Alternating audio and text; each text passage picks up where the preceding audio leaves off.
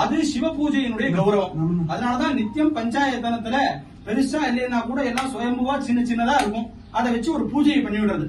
ஜீவன் முக்தாளான சந்திரசேகர பாரதி மகாசுவாமி முதற்கொண்டு நித்தியம் பூஜையை விடல. இன்னைக்கு நம்ம மகா சன்னிதானம் பண்ணிட்டு இருக்காரு.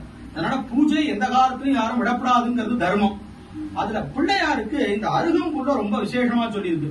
இத பத்தி விநாயக புராணத்துல ஒரு சரித்திரம் வருது. இந்த அருகம்புல்ல கஷ்யபர் தேவதைகளுக்கெல்லாம் அப்பா, கஷ்யப பஷ்யபோ பவதின்னு வேதம் சொல்றது சூரிய நமஸ்காரத்துல. அதனாலதான் அதிதிக்கு பிறந்ததுனாலதான் தேவதைகளை எல்லாரையும் ஆதித்யாள்னு சொல்றோம். அந்த கஷ்யபர் நித்தியம் பிள்ளையார பூஜை பண்ணுவாராம். அப்படி பூஜை பண்ணும் போது இந்த அருகம்புல்ல வச்சு அர்ச்சனை பண்றாரு. அப்ப அந்த அம்மாவுக்கு ஒரு நாள் ஒரு சந்தேகம் வருது. எக்கச்சக்கமான வாசன புஷ்பம் எல்லாம் இருக்கு, நம்ம பசங்களோ தேவேந்திரன் மற்ற தேவதைகள்லாம் நீங்க சொன்னீங்கன்னா மேலேந்து பெரிய பெரிய பாரிஜாதம் அப்புறம் கதம்ப விருட்சம் இதெல்லாம் கொண்டு வருவாடு, இந்த சாமானிய புல்ல வச்சு நீங்க பூஜை பண்றீங்களே என்ன காரணம் நாடம்?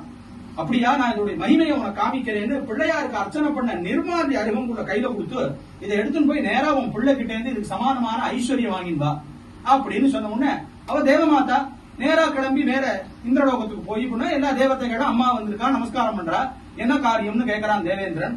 இல்ல உங்க அப்பா கிட்ட கேட்டேன், இந்த மாதிரி பிள்ளையாருக்கு அர்ச்சனை பண்ண அருகம்புல்ல இதுக்கு சமானமா ஐஸ்வர்யம் கேட்டாரோன்னு இந்திரன் சிரிச்சானாம். இதோ புல்லு, இதுக்கு சமானமா இந்த குந்துமணின்னு சொல்லுவோம். ஏன்னா சாஸ்திரங்கள் எல்லாமே தானத்துல இந்த குந்துமணியை தான் பேசுறது உதாரணம். இப்பதான் நாம மத்த பவுனு சொல்றோம், அது நிஷ்கம் தோரா எடை இந்த மாதிரி எல்லாம் சொல்லுவோம் அந்த பழைய வழக்கத்துல. அந்த மாதிரி நிஷ்கம்னு சொல்றது ஒரு வழக்கம். குந்துமணி அளவுக்கு கூட தங்கம் வராது, நான் வேணா அப்பா சொன்னதுக்காக வேணா ஒரு கட்டியை வேணா வச்சு கொடுக்குறேன் நானும். இல்ல அவர் சொன்னதுதான் நீ செய்யணும், இதை வச்சு நீ ஆள அப்படின்னா உடனே ஒரு தராசில இந்த அருகம்புல்லையும் வச்சுட்டு பக்கத்துல அவன் என்ன பண்ணா ரொம்ப சிரிச்சுண்டு சும்மா ஒரு சாமான்யமா ஒரு தக்கத்தை வச்சானா, அளவு வரல.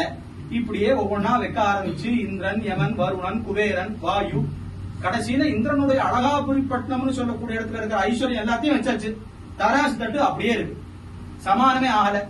தேவாதிகள் 3 பேரு பிரம்ம விஷ்ணு மகேஸ்வராலும் வந்து பார்த்துட்டா, கடைசியில ஆகல. எல்லாரும் என்ன பண்றதுன்னு திக்குமுக்காடின்னு இருக்கும் போது அன்னைக்கு பூஜையை முடிச்சுட்டு மேல கஷ்யபர் வந்தாராம். அவர்கிட்ட அன்னைக்கு பூஜை பண்ண அருகம்புல் இருந்ததாம். அவர் பண்ணாரா எல்லாத்தையும் நகுத்துன்னு அன்னைக்கு பூஜை பண்ண அருகம்புல் அது மேல வச்சாராம், சமானமாயிடுதான். அப்பதான் அருகம்புல்லினுடைய மகிமை எவ்வளவு பெருசுன்னு சொல்லி இது விநாயக புராணத்துல இந்த சரித்திரம் வருது. அதனால பிள்ளையாருக்கு இந்த அருகம்புல்ல போடுறத ரொம்ப விசேஷமா சொல்லியிருக்கு.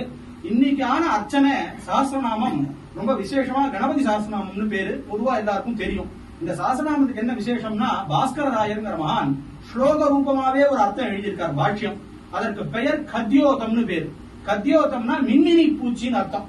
சூரியனுக்கு முன்னாடி மின்மினி பூச்சியினுடைய ஒளி எந்த மாதிரியோ அந்த மாதிரி மகா கணபதிங்கிற சூரியனுக்கு முன்னாடி நான் எழுதின பாஷ்யம் அப்படின்னு சொல்லியிருக்கார், ஸ்லோக ரூபமா எழுதியிருக்கார். இந்த சாஸ்திரநாமத்துக்கு என்ன ஒரு பெரிய விசேஷம்னா பின்னாடி சொல்றார் பரஸ்ருதியில படிதம் பாட்டிதம் சர்ச்சிதம் ஸ்ராப் எல்லா புராணத்திலையும் கேடு புண்ணியம் சொல்லியிருக்கும். ஆனா இந்த மகாகணபதி சாஸ்திரநாமத்தை பத்தி பேசினாலோ, இப்படி மகாகணபதி சாஸ்திரநாமம்னு ஒண்ணு இருக்குன்னு சொன்னாலோ, இந்த சாஸ்திரநாமத்துல என்ன வார்த்தை எல்லாம் இப்படி வரதுன்னு சொன்னாலே புண்ணியம்னு இருக்கு சாஸ்திரநாமத்துக்கு. அந்த சாஸ்திரநாமத்தினால இன்னைக்கு பிள்ளையாருக்கு அர்ச்சனை, மூல மந்திர நாமார்ச்சனையினால அர்ச்சனை. இந்த நாம மந்திரம் உபனிஷத்துல வருது, அதுக்கு லட்சணம் உபனிஷத் கொண்டு போய் சொல்றது. அகாரோ மத்தியம ரூபம் அனுஸ்வாரச்சாந்திய ரூபம் ஜிந்து உத்தர ரூபம் நாதசந்தானம் சகுமிதா சந்தி சேஷா கணேச வித்யா. இது கணேச வித்யன்னு பேரு.